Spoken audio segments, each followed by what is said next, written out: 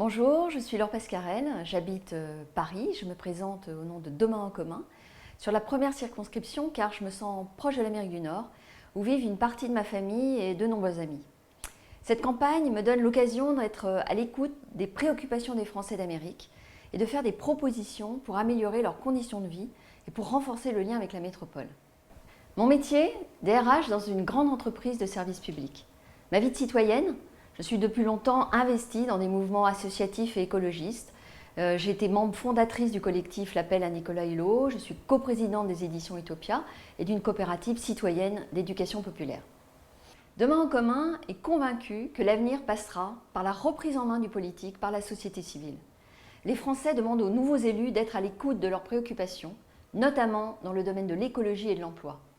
C'est dans cet esprit que Demain en commun présente des candidats qui ne sont pas issus des partis traditionnels. En effet, nous favoriserons des actions locales initiées par des citoyens.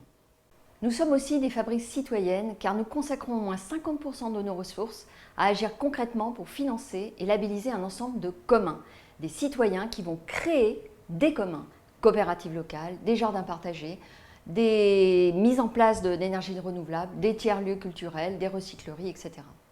Qu'est-ce que ces communs?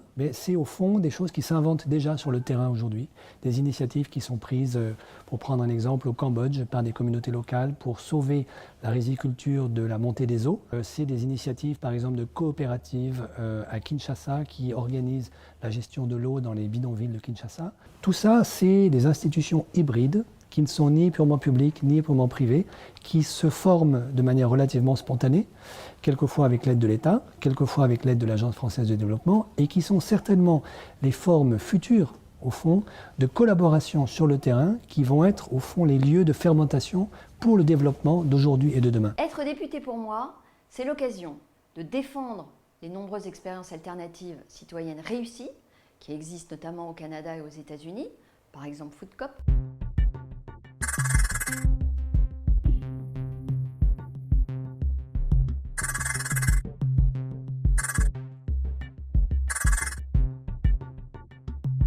When I talk to people starting co-ops, I say, well, you want there to be a lot of excitement about your co-op when you start it, but what you're really doing is you're building a connection.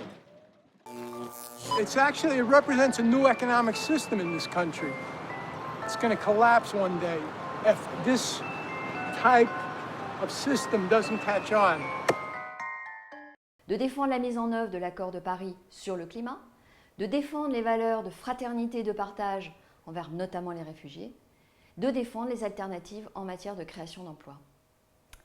Mes atouts, ma vision du monde de l'entreprise et du monde citoyen vont me permettre de faire le lien entre les Français du continent américain et le monde politique de la métropole.